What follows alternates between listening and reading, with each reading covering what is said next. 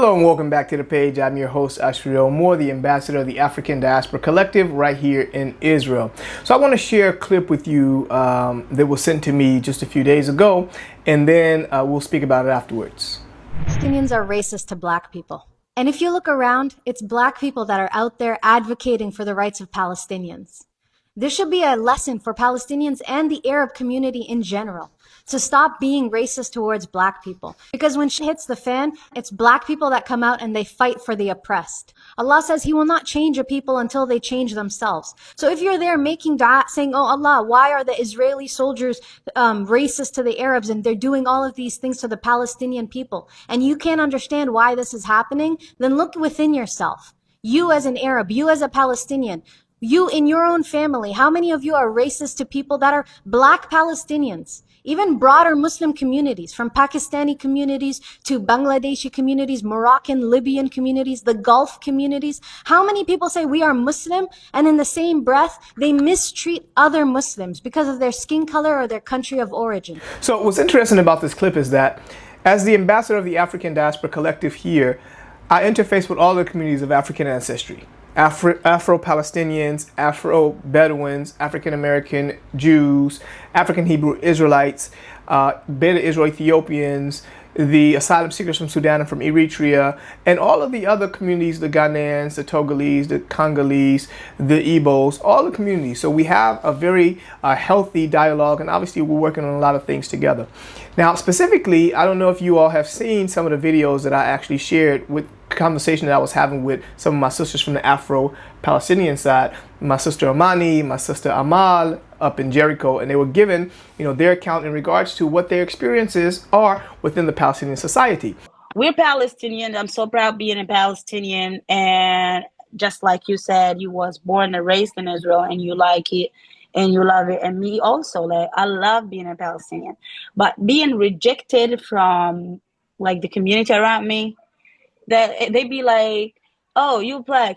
There's a lot of people, like, till these days, they calling us as slaves, and they're just saying it like it's cool. It's like, we don't have no other word to say. Now, most people on the outside, they have the impression that the Palestinian people is actually an ethnic group, but that's wrong.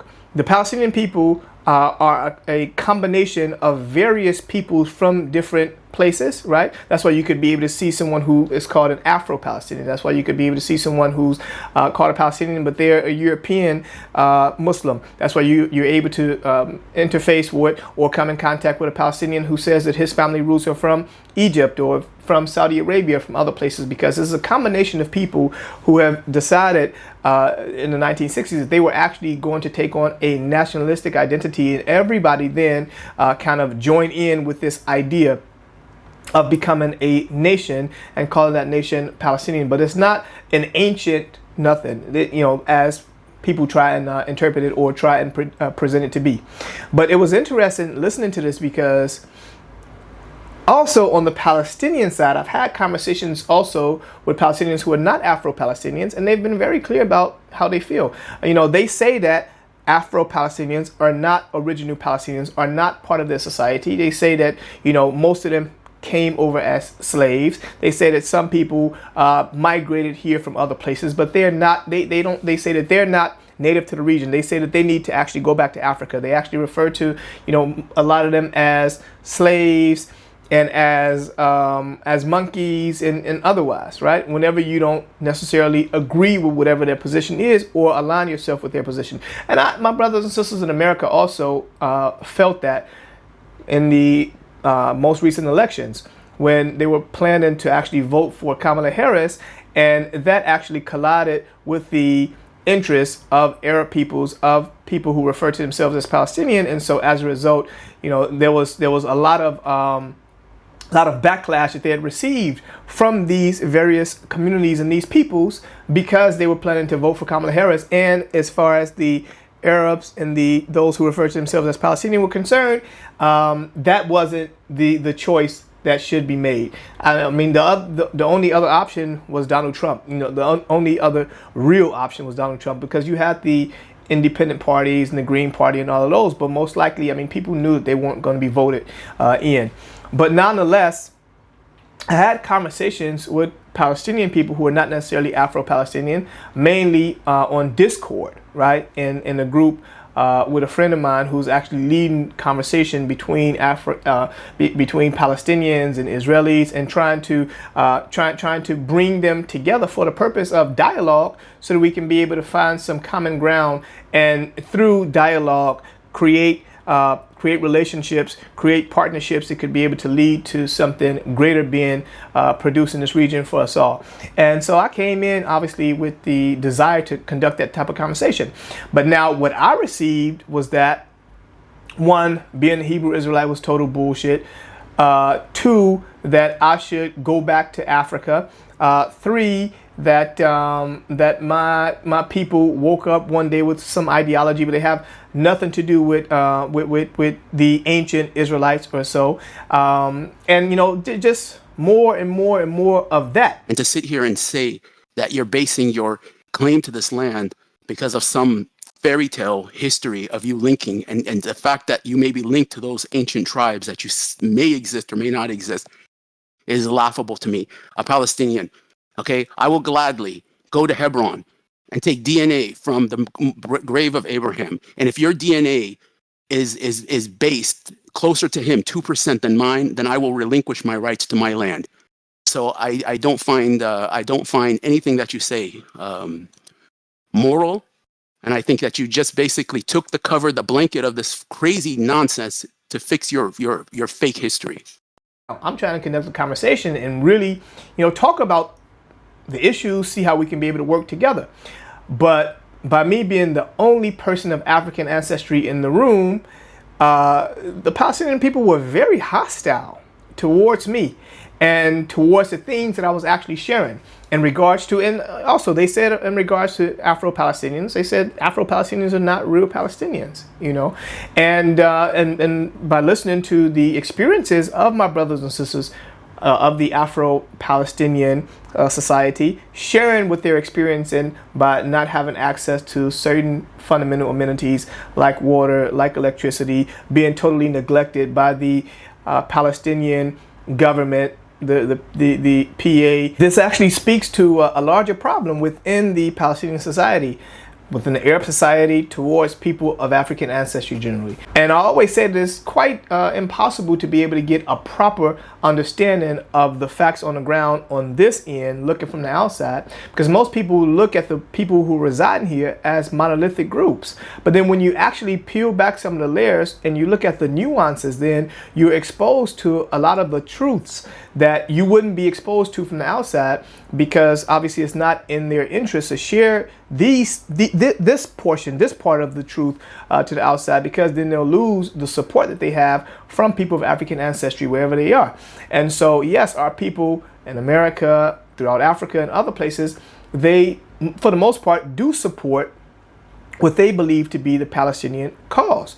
But I'm also very convinced that if they did know about the complexities even within the Palestinian society, it'll cause them to rethink a lot of the things. Because when looking at these things, usually, right, and I'm talking specifically about people who are involved in the Palestinian struggle and Palestinian cause and people who are pro-Palestine and all of these things, they expect everybody and everything to actually put their cause in top priority and neglect everything else that has to do specifically with whatever our interest is, and also with a lot of other very unfortunate conflicts and genocides and deaths and destruction and a lot of these things that are happening all throughout the African continent.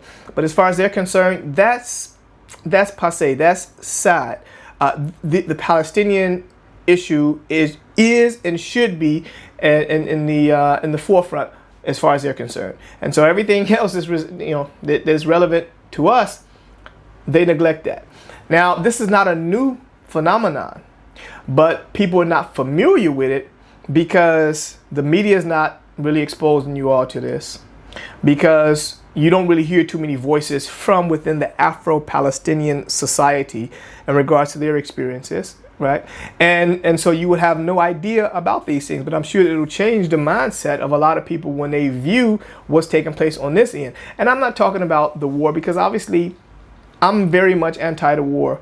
I have a huge issue with the Israeli government, with the Israeli governmental institutions. I've been out protesting and leading the fight to prevent the deportation of our people from the land, the African Hebrew Israelite community members from the land after being here for 50 years and contributing so much to Israel. I've been on the front line with our people, our brothers and sisters from Beta Israel, Ethiopia, who are fighting for justice for children of theirs who've been murdered by police officers, who are fighting for justice because they've been treated very unfairly, who are fighting for justice because of situations like the winery that didn't want to use the wine that had actually been touched by the Ethiopian brothers and sisters because they said it wasn't kosher. Fighting against the fact that they didn't want to use some of the Ethiopian blood. They threw it away because they said that they believed that it was infested with AIDS. Fighting against the fact that obviously you had sisters who were given the Depo-Provera anti or contraceptive shots when coming to Israel without them even knowing that this is what they were given. I've been on the front line with our brothers and sisters from the Eritrean community who are fighting against Israel allowing for supporters of the regime down in Eritrea to come here to Israel and to actually fight, cause infighting for 2 years between the supporters and the detractors, or the ones who are opposing the regime in Eritrea. And then we finally were able, after 2 years, to strike a truce within these communities. So I've been on the front line with brothers and sisters. I've been to Jericho multiple times, talking to our brothers and sisters from the Afro-Palestinian side, assisting them with a lot of things that they also needed. So I'm very familiar with the realities of people of African ancestry, whatever they are on this side of the world. But people from the outside are not familiar, and so they look at it with with very foggy lens because they've been fed what the people who have been doing the feeding wanted them to really be exposed to and really wanted them to see. But I'm trying to unveil. I'm trying to take off those glasses. I'm trying to at least clean the fog on the glasses so that you can be able to have a clear view. Now, there are despicable things that happen in Israel, in Palestinian Authority, in Gaza, throughout the African continent, in America, and a lot of places in the world, right? Let's not get this confused. There are a lot of heartbreaking things that are happening with people all over the world. So it's not a matter of what's most heartbreaking or what isn't, but it's a matter of having a clear view of the reality on the ground on this end so that you could be able to really understand the nuances and the underlying occurrences that people are not really discussing on the outside, and they're painting a picture that is very much false and it's misleading. But whenever I come by videos like these that are given, that are exposing, and it's not coming from us. I mean, this is a Arab lady who's not necessarily of African ancestry, and she's the one who's exposing these things. She's the one who's speaking about this. It's always good to come by people who have no problem with being honest about the reality, and then we can be able to talk about what needs to be done in order to have that reality changed on both ends on this side of the world. I just wanted to share that with you all. First of all, thank you so much for continuing to follow me on this journey. Don't forget to like, subscribe, and leave a comment below if you're feeling any of what we're discussing, and I'll be looking forward to seeing you in the next video. Until then, you have a great day.